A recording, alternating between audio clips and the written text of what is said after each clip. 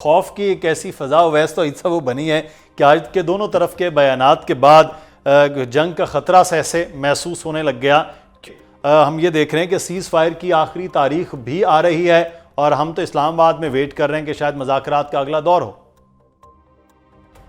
जी शुक्रिया मुदस्सिर। देखिए, अभी जो मार्शल साहब एयर मार्शल साहब कह रहे थे, मैं उससे आगे बात बढ़ा रहा हूँ कि एक बहुत बड़ा फासला तय किया है ईरान और अमेरिका ने। 47 साल की मिसट्रस्ट है और हॉस्टिलिटीज हैं। ईरान की जो है वो 47 साल की एक ग्लोबल आइसोलेशन है, इक्तसादी पाबंदियां हैं, शहादतें हैं, 8-9 साल की इराक के साथ जंग है और उसके अंदर सरवाइव करना, मुख्तलिफ लेयर्स के अंदर किस तरीके से ऑल्टरनेट अपनी इकॉनमी को बनाना और फिर खुद इस जंग में जिस तरह ईरान ने जो पूरा गेम चेंजर रहा वो सुपर पावर अमेरिका को, ये उसके खिलाफ it stood firm against the super power. It has actually broken the myth of Israel's so called Iron Dome, and it missiles pierced into that Iron Dome and hit Tel Aviv and Jerusalem and other areas. So कहने का मकसद ये है sir कि फिर gulf reason के अंदर US basis को निशाना बनाया, फिर ये पूरी ग्लोबल जो कॉस्ट थी वॉर की वो बढ़ा दी और जो पूरी दुनिया जब उसकी हीट फील करने लगी उस वक्त डोनाल्ड ट्रंप एक ऑफ रैम्प चाह रहे थे और अभी भी वो चाहते हैं और मैं ये समझता हूँ कि वो दोबारा जंग में नहीं आएंगे और ना ईरान चाहता है जंग में वापस आने का। ये एग्रेसिव पोस्चरिंग है। असल सूरत हाल जो लगते ही है मुझे, जो अभी से अब से कुछ देर कबल एक स्टेटमेंट आया है ईरान का, वो सुप्रीम नेशनल काउंसिल है उसका एक स्टेटमेंट आया है और वो सीधा साधा है। सीधा स्टेटमेंट ये है कि in the presence of Pakistan field marshal general Asim Munir जिन्होंने रिसेंट विजिट किया, उस दौरान अमेरिकन प्रपोजल्स वर प्रेजेंटेड और हमने वो रिव्यू कर रहे हैं। We haven't responded to them, अभी तक रिस्पॉन्ड नहीं किया। ये तो फैक्चुअल मुझे पोजीशन लगती है। रेस्ट ऑफ इट मुझे अपीयर्स, जैसे मार्शल साहब एयर मार्शल साहब भी कहते हैं, रेस्ट ऑफ जो भी जितनी भी है, इट अपीयर्स एग्रेसिव पोस्चरिंग और इट इज मेरे ख्याल में डायरेक्टेड टू देयर डोमेस्टिक जो कंजम्पशन है, डोमेस्टिक जो कॉन्स्टिट्यूंसी है। और फिर दूसरी एक और भी बात है, जब कॉन्फिडेंशियलिटी होती है वो एक इंटीग्रल पार्ट होती है डिप्लोमेसी का। डिप्लोमेसी के अंदर सीक्रेसी चाहिए होती है। डिप्लोमेसी के अंदर आप इस तरह नहीं वो सारी चीजें मीडिया के सामने रखते जिस तरह डोनाल्ड ट्रंप कर रहे हैं।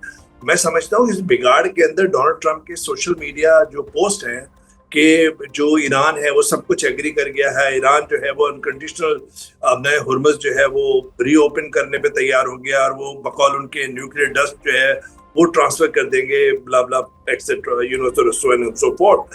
सो what I am trying to suggest Mudassir कि ये जो डिप्लोमेटिक जो प्रोसेस है इसका एक बहुत बड़ा क्रेडिट पाकिस्तान को जाता है जो इतना डिस्टेंस कवर किया है।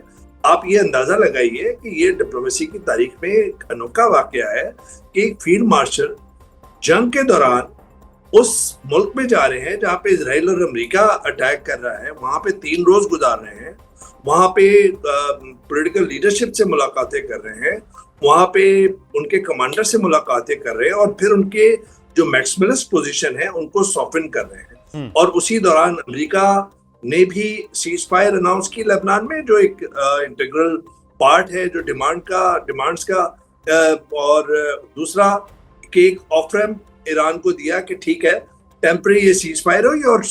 और ये in so many words Donald Trump ने लिखे अपने बयान में कि Israel has been prohibited to bomb Lebanon. ठीक है, उन्होंने खिलाफ वर्जियां की हैं, लेकिन ये लिखना प्रोहिबिटेड बहुत हार्श वर्ड होता है। बिल्कुल एक बात उनकी मतलब खूब उनकी हमने जो है उनको धमकी दे दी है, बता दिया है कि आप नहीं कर सकते हो वरना फिर आपके साथ हशर होगा वगैरह वगैरह। तो उसके बाद ही ईरान के अंदर आप देखिए कि अब हुर्मुज़ का रीओपनिंग हुई और ठीक है, नेवल ब्लॉकेट भी जो है वो भी एक तरह से एग्रेसिव पोस्चरिंग है।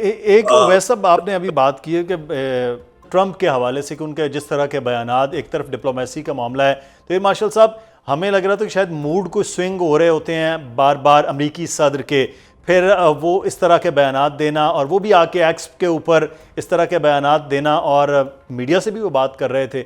एक तरफ बड़ी संजीदा मुज़ाकरात की कोशिश है, ख़ुद अमेरिका की तरफ से भी है और ईरान की तरफ से भी है।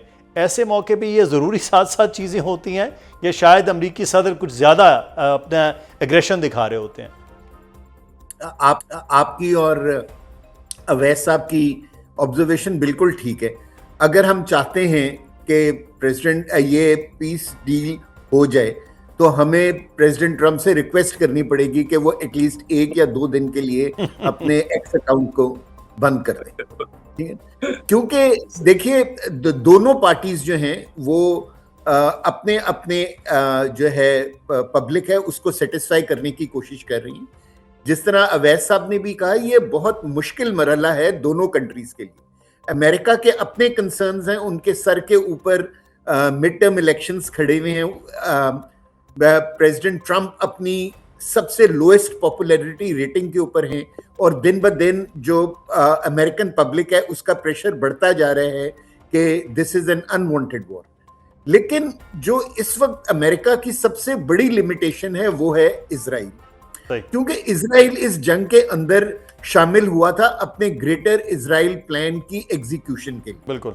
और उसने बड़ी खूबसूरती से पहले अमेरिका को ईरान के सामने किया और फिर गल्फ कंट्रीज को इधर इन्वॉल्व कर दिया। So the sensitivities in Iran are very high. उनकी तकरीबन कोई 20,000 से ज्यादा शहादतें हो चुकी हैं, कोई 70,000 से ऊपर उनके जख्मी हैं। जो उनके स्कूल, हॉस्पिटल्स और बच्चियों के ऊपर बमबारी हुई है वो एक बहुत बड़ा प्रेशर है इस वक्त की वहां की हुकूमत के ऊपर। तो वो कोई इस तरह का इंप्रेशन अपने लोगों को नहीं देना चाहते कि गो के वो चाहते हैं कि कोई पीस डील हो जाए, लेकिन उनकी पब्लिक को ऐसा लगे कि हमारी गवर्नमेंट जो है वो सकम कर गई है और अमेरिका के सामने झुक गई है। सो वो उनके लिए होगा। सो मेरे ख्याल में अगर प्रेसिडेंट ट्रंप जरा थोड़ा सा खामोश हो जाए, पाकिस्तान को ये डिप्लोमेसी करने दें, तो मेरे ख्याल है कि कोई ज्यादा मुश्किल नहीं है। मेरा ख्याल है कि जो हम कोशिशें कर रहे हैं, पाकिस्तान कोशिशें कर रहे हैं, और कहीं ना कहीं जो ट्रंप हैं वो अपनी ट्वीट के जरिए या अपने बयान के जरिए कहीं ना कहीं सबूताज कर देते हैं, लेकिन फिर भी हमारी कोशिश जारी होती है क्योंकि हम पाकिस्तान जो है वो अमन की कोशिश कर रहा है। पाकिस्तान के वज़ीर आज़म और फील्ड मार्शल, जिनका भी जिक्र भी हम बात कर रहे थे कि उनका दौरा और कामयाबी और बड़ी पूरी दुनिया की नज़रें भी पाकिस्तान पर। पाकिस्तान जो इस वक्त कोशिशें कर रहा है, ईरान और अमेरिका, अभी हमारे जो पैनलिस्ट हैं वो बात करें कि दोनों जंग नहीं चाहते हैं, फेस सेविंग भी हैं, दोनों फतह के साथ इस जंग से निकलना भी चाहते हैं।